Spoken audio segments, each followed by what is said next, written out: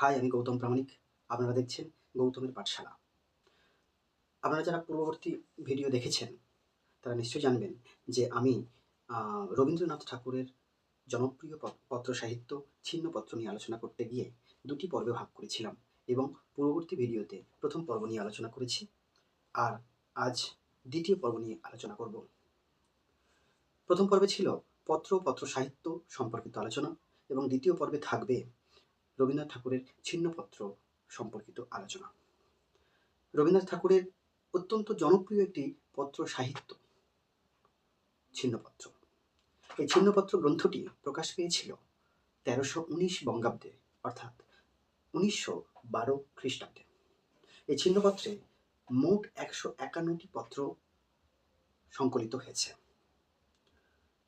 মোট 151টি পত্র সংকলিত হয়েছিল এই ছিন্নপত্র নামক গ্রন্থটিতে, এবং এখানে সবথেকে বেশি যে পত্রগুলো লেখা হয়েছিল সেগুলো রবীন্দ্রনাথ ঠাকুর তার ভাইঝি ইন্দিরা দেবীকে উদ্দেশ্য করে। ইন্দিরা দেবীকে কতগুলো পত্র লিখেছিলেন? না, 151টির মধ্যে 143টি পত্র কিন্তু ইন্দিরা দেবীকে লিখেছিলেন। আসলে রবীন্দ্রনাথ ঠাকুর 1887 থেকে 1895 সাল পর্যন্ত এই 8 বছরের মধ্যে ইন্দিরা দেবীকে যেসব পত্রগুলো লিখেছিলেন তার মধ্য থেকে 143টি পত্র তিনি বেছে নিয়েছেন, এবং তার সাথে বন্ধু শ্রীশচন্দ্র মজুমদার তার কাছে যে পত্রগুলো লিখেছিলেন সেখান থেকে 8টি পত্র বেছে নিয়েছেন। তাহলে এই 143 এবং শুধু 8টি, তাহলে 143 এবং 8টি মোট 151টি পত্র একসঙ্গে করে সংকলিত করেছিলেন ছিন্নপত্র নামক গ্রন্থটিতে। এই ছিন্নপত্র পরবর্তীকালে যখন আমরা পাই, অর্থাৎ ছিন্নপত্রের সংস্করণে যখন আমরা দেখি পত্র সংখ্যা, তখন কিন্তু এই সংখ্যাটা বদলে যায়, হয়ে যায় 153। যদিও সেখানে কোনো রকমের নতুন পত্র সংযোজিত হয়নি। তাহলে প্রশ্ন হতেই পারে যে 151টি পত্র কিভাবে 153 হয়ে গেল? কারণ কোনো পত্র তো সেখানে নতুন করে যুক্ত হয়নি। তাহলে কি করে 151 থেকে 53 হয়ে গেল? যদি একটু আলোচনা করে দেখা যায় তাহলে আমরা জানতে পারবো যে 151টি পত্র ছিল না, ছিল আসলে 153টি। 4টি পত্র ভুল করে 2টি পত্র হিসাবে মুদ্রিত হয়ে গেছে। কিভাবে? না, 1894 সালে 7ই ডিসেম্বর এবং 11ই ডিসেম্বর এই দুটি দিনে যে আলাদা দুটি পত্র রবীন্দ্রনাথ ঠাকুর লিখেছিলেন, সেই দুটি পত্র একটি পত্ররূপে মুদ্রিত হয়ে গেছে। আবার 1895 সালে যে 9ই জুলাই এবং 10ই জুলাই এই দুটি আলাদা দিনে দুটি আলাদা পত্র লিখেছিলেন তিনি, সে দুটি পত্রও একটি পত্ররূপে মুদ্রিত হয়ে গেছে। তাহলে দুটো পত্র কমে যায়, কমে গেলেই 151টি হয়ে যায়। পরবর্তীকালে যখন পরবর্তী সংস্করণ বের হয় বা বর্তমান সংস্করণে দেখা যায় ওই দুটি পত্রকে আলাদা করে আবার সংযোজিত করা হয়। ফলে 151 প্লাস 2 মোট 153টি পত্র কিন্তু বর্তমান সংস্করণে আমরা পাচ্ছি। এই পত্রগুলো কোথায় লিখেছেন? কোথায় বসে লিখেছেন রবীন্দ্রনাথ ঠাকুর? এই পত্রগুলি বাংলাদেশে, বাংলাদেশ বলতে যখন লিখেছেন তখন বাংলাদেশ বলে কোনো দেশ ছিল না, তখন অখণ্ড বাংলা ছিল, অর্থাৎ ভারতবর্ষের মধ্যে ছিল। তো যাই হোক, অধুনা বাংলাদেশ, এখনকার বাংলাদেশে শিলাইদহ, শাজাদপুর, প্রতিসর এই জায়গাগুলিতে। শিলাইদহ, শাজাদপুর, প্রতিসর এই জায়গাগুলি বাংলাদেশের ঠিক কোন কোন জেলায় অবস্থিত বা কোথায় অবস্থিত আমরা ম্যাপটা দেখলে বুঝতে পারব। এবারে আসি ছিন্নপত্র নিয়ে রবীন্দ্রনাথ ঠাকুর যে মন্তব্য করেছেন তা কি, আমি একটু উদ্ধৃত করে শোনাই।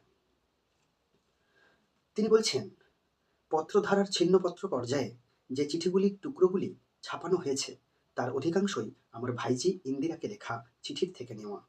তখন আমি ঘুরে বেড়াচ্ছিলাম বাংলার পল্লীতে পল্লীতে, আমার পথ চলা মনে যখন গ্রাম দৃশ্যের নানা নতুন পরিচয় ক্ষণে ক্ষণে চমক লাগাচ্ছিল, তখনই তখনই তাই প্রতিফলিত হচ্ছিল চিঠিতে। কথা কওয়ার অভ্যাস যাদের মজ্জাগত তাদের মুখ খুলে যায়, যে বকুনি জেগে উঠতে চায় তাকে টেকসই পণ্যের প্যাকেটে সাহিত্যের বড় হাটে চালান করবার উদ্যোগ করলে তাদের স্বাদ বদল হয়। চারিদিকের বিশ্বের সঙ্গে নানা কিছু নিয়ে হাওয়ায় হাওয়ায় আমাদের মোকাবিলা চলছেই। লাউড স্পিকারে জড়িয়ে তাকে ব্রডকাস্ট করা যায় না, ভিড়ের আড়ালে চেনা লোকের মোকাবিলাতেই তার সহজ রূপ রক্ষা হতে পারে। আসলে তাহলে তিনি কি বলছেন এই বক্তব্যের মধ্য দিয়ে? তিনি বলছেন যে তিনি যেসব পত্র সেই সময় লিখেছিলেন তার মধ্যে অধিকাংশ ইন্দিরা দেবীকে নিয়ে লেখা পত্রগুলি নির্বাচন করেছেন ছিন্নপত্রের পাতায়।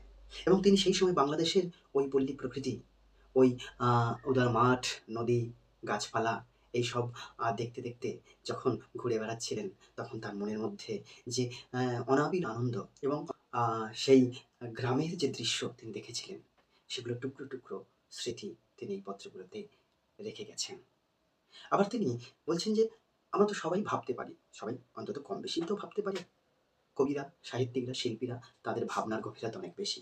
কিন্তু আমরা যারা সাধারণ মানুষ তারাও ভাবতে পারি। কিন্তু লিখতে পারি না, ব্যক্ত করতে পারি না। আর ব্যক্ত করলেই কি সাহিত্য হয়ে যায়? না। সব অভিমত, সব বক্তব্য, সব ভাবের প্রকাশ সাহিত্য হয়ে ওঠে না। সাহিত্য হতে গেলে তার কতগুলো বৈশিষ্ট্য, তার কতগুলো গুণাগুণ থাকতে হয়। তো সবাই ভাবলেও সেই ভাবনা ওই আম মানে তিনি সৃষ্টিকে পণ্য হিসেবে ব্যবহার করছেন বা বলছেন। তাই ভাবলেও সেই সব ভাবনা কিন্তু পণ্যের মার্কেটে, অর্থাৎ সাহিত্যের যে মার্কেট সেটা পণ্যের মার্কেট বলছেন। সেই পণ্যের মার্কেটে চালান করে দেওয়া যায় না। তাই তার জন্য কিন্তু সাহিত্যের সেই রস, সাহিত্যের সেই আবেদন ফুটিয়ে তুলতে হয়। রবীন্দ্রনাথ ঠাকুর অবশ্যই সেই সাহিত্যের রস নিয়ে, সাহিত্যের আবেদন নিয়ে, সেই অনুভূতি নিয়ে কিন্তু এই পত্র সাহিত্য প্রকাশ করেছেন বা পত্রগুলো লিখে গেছেন, যা পরবর্তীকালে ছিন্নপত্রের পাতায়, পাতায় ফুটে উঠেছে। যাই হোক, এবারে ছিন্নপত্রের বিষয়বস্তু নিয়ে আলোচনা করা যাক। ছিন্নপত্রের বিষয়বস্তুর দিকে যদি তাকাই, তাহলে দেখা যাবে যে ছিন্নপত্রে মূলত রবীন্দ্রনাথ ঠাকুর মানব জীবন ও প্রকৃতির প্রতি যে গভীর টান অনুভব করেছিলেন, আকর্ষণ অনুভব করেছিলেন, তাই কিন্তু এই গ্রন্থে ফুটিয়ে তুলেছেন। প্রথমে মানব জীবন সম্পর্কে বলে নেওয়া যাক, তারপরেই প্রকৃতির প্রতি যে টান, অর্থাৎ প্রকৃতি প্রীতি, এটা আলোচনা করব। অর্থাৎ এই এই গ্রন্থে দুটো দিক আমরা দেখতে পাই। একদিকে মানব জীবনের প্রতি তার টান, আর একদিকে প্রকৃতির প্রতি তার প্রেম, আকর্ষণ, গভীর টান। তো মানব জীবন সম্পর্কে আলোচনা করলে আমরা দেখতে পাবো যে তিনি সেই সময় বাংলাদেশে, অর্থাৎ শিলাইদহ, পতিশহর, শাহজাদপুর এসব জায়গায় ঘুরছিলেন, জমিদারি দেখাশোনা করছিলেন। তিনি জমিদারি দেখাশোনা করতে গিয়েছিলেন 1889 সালে শিলাইদহতে, এবং সেখানে গিয়েই এই পল্লীর, এই গ্রাম বাংলার সেই ছবি দেখেছিলেন এবং সেই গ্রাম বাংলার মানুষের, দরিদ্র মানুষের চিত্র, দরিদ্র মানুষের সংসারের ছবি তিনি নিবিড়ভাবে দেখেছিলেন, অনুভব করেছিলেন। তিনি সহানুভূতির দৃষ্টিতে দেখেছিলেন এবং সেগুলোই কিন্তু আমরা এই ছিন্নপত্রে পাই। তিনি ৮১ সংখ্যক পত্রে কি জানাচ্ছেন আমরা সেটা জেনে নেব। তিনি বলছেন যে, আমার এই দরিদ্র চাষী প্রজাগুলোকে দেখলে আমার ভারী মায়া করে। এরা যেন বিধাতার শিশু সন্তানের মতো নিরুপায়। ভাবুন কতটা গভীরভাবে তিনি দেখতেন বা দেখেছেন, দেখতে পারতেন, না হলে এমন কথা লেখা যায় না। তিনি দেখেছেন সুখ দুঃখ, ভালোবাসা, বিষাদ লেগে আছে এই মাটির মানুষের জীবনে। ছোটবেলাতে বাড়ির ছোট্ট মেয়েটি, সে সকলকে কাঁদিয়ে শ্বশুর বাড়ি চলে যাচ্ছে। এই বেদনাঘন দৃশ্যটাও আমরা ছিন্নপত্রে পাই। আবার গ্রামের যে বধূরা, সেই বধূরা পরস্পর আপন খেয়ালে নিজেদের মতো গল্প করছে, এটা আমরা দেখি। অবশ্য তার চোখ এড়িয়ে যায়নি গ্রাম বাংলার নিশ্চিদ্র, দারিদ্র্যে ভরা জীবনের ছবিগুলি। তিনি ১২১ সংখ্যক পত্রে জানাচ্ছেন সেই নিশ্চিদ্র দারিদ্র্যের কথা। তিনি বলছেন, পাট পচা গন্ধে বাতাস ভারাক্রান্ত, উলঙ্গ, পেট মোটা, পা সরু, রুগ্ন ছেলেমেয়েরা যেখানে সেখানে মাখামাখি ছাপাছাপি করতে থাকে। গৃহস্থের মেয়েরা ভিজে শাড়ি গায়ে জড়িয়ে বাদলের ঠান্ডা হাওয়ায়, বৃষ্টির জলে ভিজতে ভিজতে হাঁটুর উপর কাপড় তুলে জল ঠেলে ঠেলে সহিষ্ণু জন্তুর মতো ঘরকন্যার নিত্যকর্ম করে যায়। ঘরে ঘরে বাতে ধরছে, পা ফুলছে, সর্দি হচ্ছে, জ্বর হচ্ছে। পিলেওয়ালা ছেলেরা অবিশ্রাম কাঁদছে। কিছুতেই কেউ তাদের বাঁচাতে পারছে না। এত অবহেলা, অস্বাস্থ্য, অসৌন্দর্য দারিদ্র মানুষের বাসস্থানে কি এক মুহূর্ত সহ্য হয়? সত্যি তাই।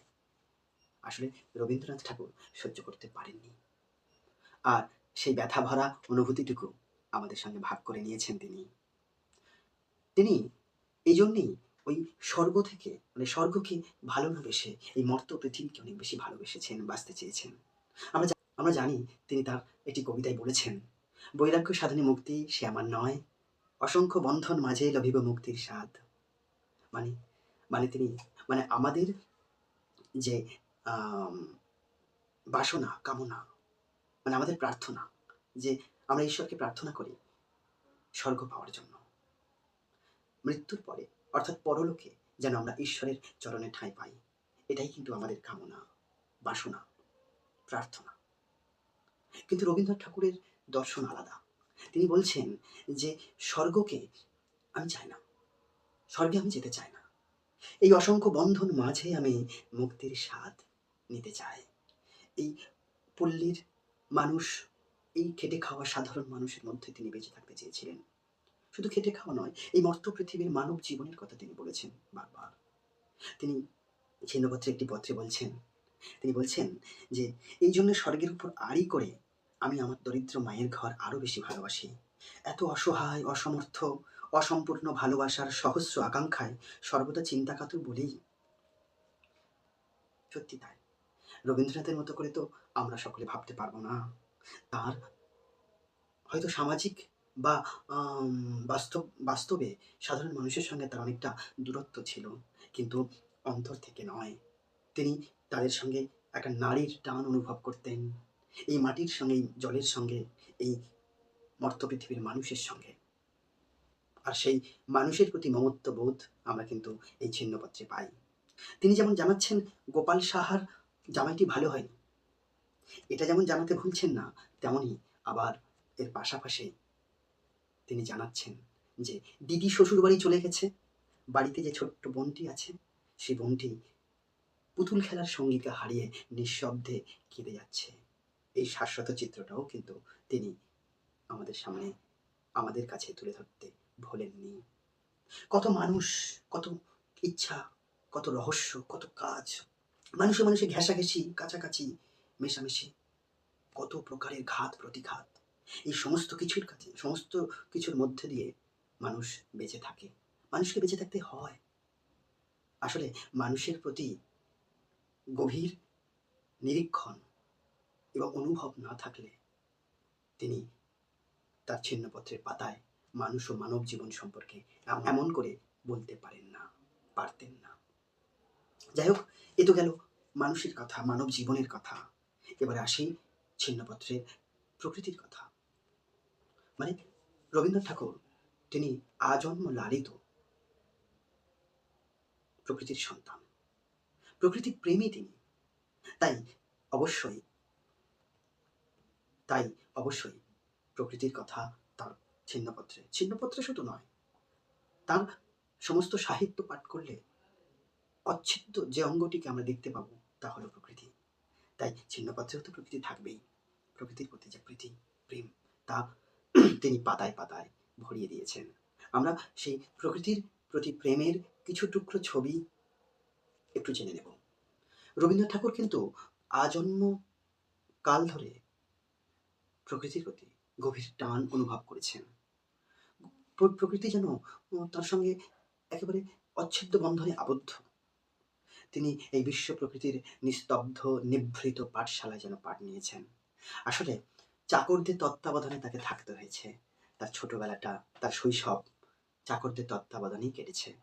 চাকররা মানে জমিদার বাড়িতে যেসব চাকররা কাজ করতেন, সেই চাকরদের একটা ঘর ছিল এবং সেই ঘরের মধ্যে বন্দি অবস্থায় শিশু রবীন্দ্রনাথ কাটিয়েছেন, অতিবাহিত করেছেন। চাকররা সারাদিন বেরিয়ে যেতেন দরজা বন্ধ করে এবং বন্দি ঘরে শিশু রবীন্দ্রনাথ কাটাতেন। এবং এই বন্দি অবস্থায় থাকতে গিয়ে রবীন্দ্রনাথ ঠাকুরের সঙ্গে প্রকৃতির একটা সম্পর্ক তৈরি হয়। কেন হয়?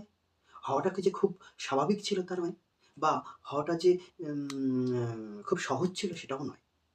আসলে প্রকৃতির সন্তান রবীন্দ্রনাথ। মানে জন্ম একটি শহরে হলেও, জমিদার বাড়িতে হলেও তিনি যেন তারাপদের মতো প্রকৃতির লালিত, প্রকৃতির সন্তান। ছোট থেকেই তিনি ওই ঘরেই আবদ্ধ থাকতেন এবং ঘরের একটি জানলা ছিল। সেই জানলার পাশেই তিনি বসে থাকতেন। জানলাটা খোলা ছিল, খোলা থাকতো এবং সেখানে বসে, বসে ওই ছোট্ট জানলার ফাঁক দিয়ে তিনি বাইরের এই বৃহৎ, এই অসীম প্রকৃতিকে দেখতেন। তারপর থেকেই এই যে ব্যবধান, এই ব্যবধান আস্তে, আস্তে মিলিয়ে যায়।